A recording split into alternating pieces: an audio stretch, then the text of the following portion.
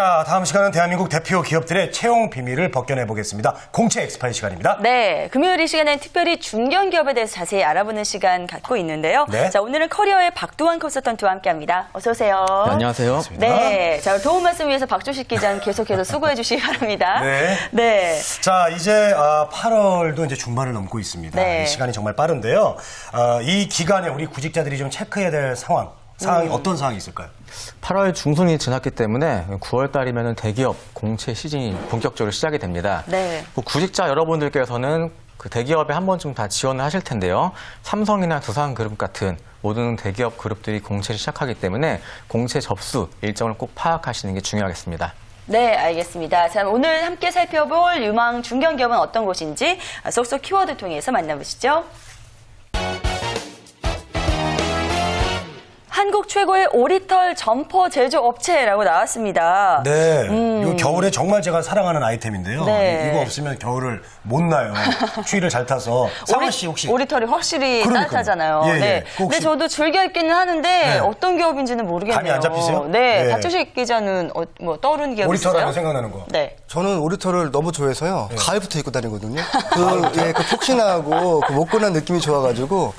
근데 오리털 업체가 따로 있는지에 대해서는 솔직히 저도 잘 몰랐던 그러니까요. 부분인 것 그러니까 같습니다. 오리고기 잘 먹는데 어쨌든 저 어디죠?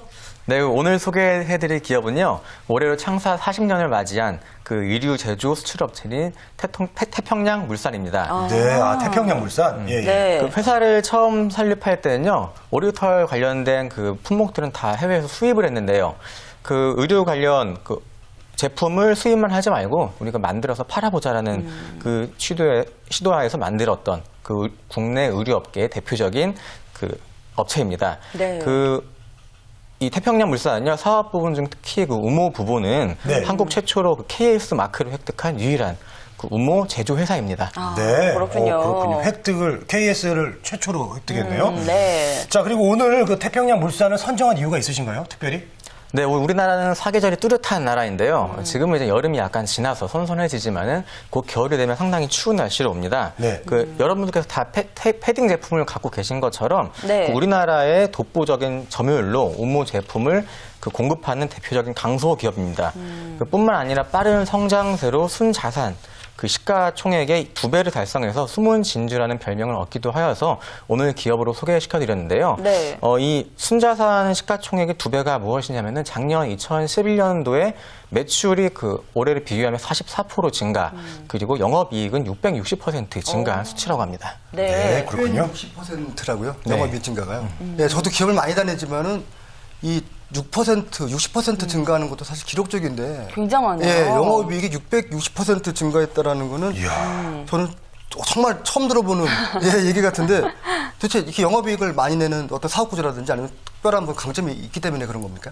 네, 맞습니다. 그 간단하게 태평양 물산의 사업을 좀 소개시켜 드려야 될 것 같은데요. 예. 조금 전에 설명해드린 그 우모 사업은 국내 70%의 점유율을 기록하고 있습니다.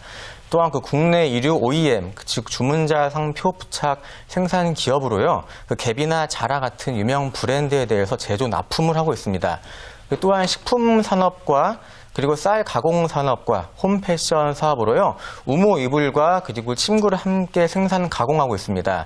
그 햇방아 그리고 마이하우스, 소프라움 등이 대표적인 브랜드입니다. 네. 네. 의류 제조와 수출 분야에 있어서 정말 선두 주제라는 거 저희가 다시 한번 확인을 했는데요. 태평양 물산 성장 요인은 어떤 것에 있었을까요?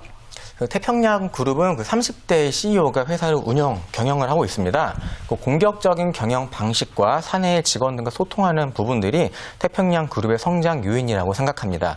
2019년에는 매출 1조 원 달성의 비전을 가지고 있고요. 또한 올해 초에는 대우 인터내셔널과 그 조인트 벤처 설립으로 국내 우량 중소기업 간의 상호 협력의 모범 사례로서 전문 기업으로 성장하고 있습니다. 네. 네. 자, 회사의 성장, 30대 젊은 CEO도 중요하지만 직원들의 역할도 굉장히 중요하다고 볼 수가 있겠습니다. 네. 인재상을 보면 알 수가 있겠는데요. 두 번째 키워드 보시죠. 네, 간단하게 나왔습니다. 로열티라고 나왔는데요. 네. 로열티는 충성이잖아요. 충성도가 굉장히 높나 봐요. 네, 맞습니다. 네. 충성도 높아야 되고 사실 기업에서 요구하는 인재가 그런 충성도가 높은 인재입니다. 그 대부분의 기업들이 그 충성도 높게 보는데요. 네. 그 태평양 물산의 비전 중에 그 인재상에 부합하는 인재 육성 첫 번째가 바로 로열티입니다. 네. 그 대한항공회의소 자료를 보면요. 중소기업 신입사원의 그 조기 퇴사율이 39%, 그 중견기업의 신입사원 퇴사율이 23%, 그리고 대기업의 신입사원 퇴사율이 약 14%라고 합니다. 생각보다 높은 수치인데요. 네. 어렵게 들어가서 조기 퇴사를 하는 그 조기 퇴사자에게도 좋지는 않겠지만은 네. 회사 입장에서 상당히 큰 영향이 있습니다. 그렇기 때문에 요즘엔 로열티를 그 중요하게 여기는 기업이 많이 늘어나는 추세입니다. 태평양 물산의 인재상을 한번 살펴보겠습니다. 네. 태평양 물산의 그 인재상은 글로벌 역량, 그리고 추진력과 열정, 창의성, 소통으로 4가지입니다. 네. 그리고 서두에 잠시 말씀드렸던 태평양 물산의 그 비전은 신뢰 경영과 변화와 혁신, 인재 경영 3가지로 분류되어 있습니다. 네. 자, 입사를 위해서 서류나 면접 준비하실 때 이런 인재상이라든지 회사의 비전은 꼭 챙기셔야 될 사항이겠네요. 네, 맞습니다. 네. 그 얼핏 보면은 구직자들이 회사마다 다 인재상이 다 같은 거 아니냐라고 볼 수도 있으신데요. 예. 그 만약 경쟁을 하고 있는 두 회사의 인재상을 잘 모르고 두 군데 다 지원을 하셨을 때 그 경쟁 업체에 대한 인재상을 잘못 작성했을 때는 그 서류 전형의 탈락이 상당히 높아집니다. 그렇죠. 그렇기 때문에 기업의 그 인재상은 좀 많이 알고 가셔야 되고요.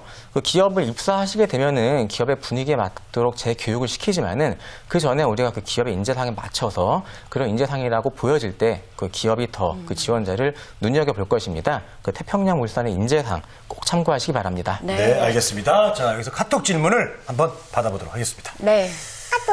하반기에도 채용 계획이 있나요? 그리고 어학 점수 기준이 궁금합니다. 네. 라고 보내주셨어요. 네, 답변 좀 부탁드려요. 네, 태평양 물산 같은 경우는 상시 채용을 운행하고 있습니다. 하지만 사업의 확장으로 인해서 작년도 하반기 그리고 올해 상반기에 채용 공채를 시작하였는데요.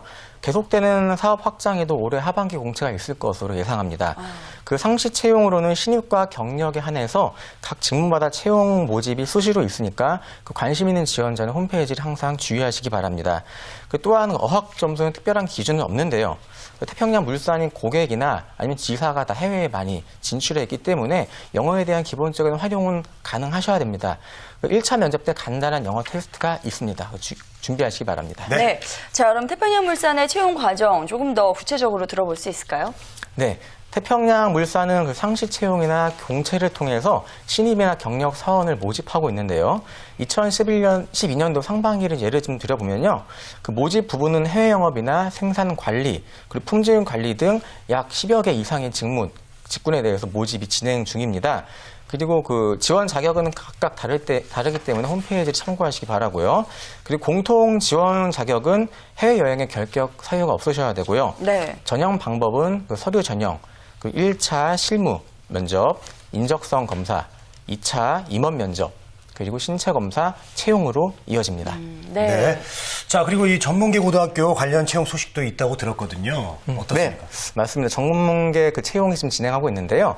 2013년도 고졸 졸업 예정자 채용을 진행 중에 있습니다. 그 모집 부분은 영업 지원, 구매, 무역으로 세 분야에서 채용이 진행 중인데요. 그 전형 절차는 그 공채 사원과 똑같습니다. 다만 그 오피스 활용 능력이나 무역 관련 지식, 외국어 우수자에 대해서는 우대라고 있습니다. 그 전문계고 지원자들 같은 경우에는 직무에 대해서 약간 이해가 부족할 수 있는데요. 그 직무에 대한 이해를 하신 다음에 그 서류 정역이나 면접에 준비하시면 좋을 것 같습니다. 네. 자, 태평양 물산도 인적성 검사를 보는 것으로 알고 있거든요. 난이도는 어느 정도 되는지요? 태평양 물산의 인적성 검사는 그 목적이 2가지 있는데요. 네. 그 면접이나 서류에서 검증되지 못한 것을 좀 더 파악하고자 합니다. 그 당락의 결정 요인은 아니고 참고사항으로 사용하고 있다고 합니다. 그 일반적인 난이도로 온라인으로 약 2시간 정도 소요되니까 좀 시간을 확보해 두시고 차분히 진행하시면 크게 어렵지 않을 것입니다. 네. 네. 자, 말씀 들어보니까 이제 면접의 중요성이 더 느껴지는데요. 네. 자, 면접에 대한 대비를 어떻게 해야 될까요? 네, 그 면접은 태평양 물산의 1차 면접은 실무진의 다대다 면접입니다. 주로 그 실무와 관련된 지식이나 업무 수행 능력을 평가하는데요. 1차 면접은 팀장과 팀원의 1차적인 만남으로 채용을 했을 때 얼마나 빨리 조직 업무에 그 적응할 수 있는지 파악하고자 함입니다. 전공 지식이나 직무 이해, 문서 작성 등 실무적인 능력을 파악하고자 함임을 이해하시기 바랍니다. 네. 또한 다대자 면접이기 때문에 혹시 옆에 지원자가 말을 잘해갖고 좀 위축될 수 있는데 본인의 페이스를 잃지 마시고 계속 유지하시는 게 중요하겠습니다. 네. 또한 2차 면접은 임원지 면접으로 인성 위주의 평가가 진행됩니다. 면접 동안 지원자의 꾸며진 인성이 아닌 자연스럽고 솔직한 면을 중점적으로 파악하기 때문에 회사에 적합한 인재상과 매칭이 되고 잘 되는 것을 보고자 하기 때문에 지원자 여러분께서 인재상 또한 숙지하셔서 솔직함으로 어필하시는 게 좋겠습니다. 네, 이렇게 면접 전략까지 정리를 해봤습니다. 오늘 태평양 물산에 대해서 자세히 알아봤는데요. 마지막으로 정리 말씀 한 말씀 부탁드릴게요. 태평양 물산은 능동적이고 네. 활동적인 모습을 좋아합니다. 그렇기 때문에 회사의 문화와 변화가 혁신 코드로 모든 발전 방향이 빠르고 민감하게 변화하는데요. 지원자 여러분께서는 변화에 잘 적응할 수 있는 사람이라는 것을 어필하시면 좋을 것 같습니다. 네. 자, 태평양 물산에 대해서 알아봤습니다. 자, 지금까지 박도환 컨설턴트 그리고 박준식 기자와 함께했습니다. 두 분 감사합니다. 고맙습니다.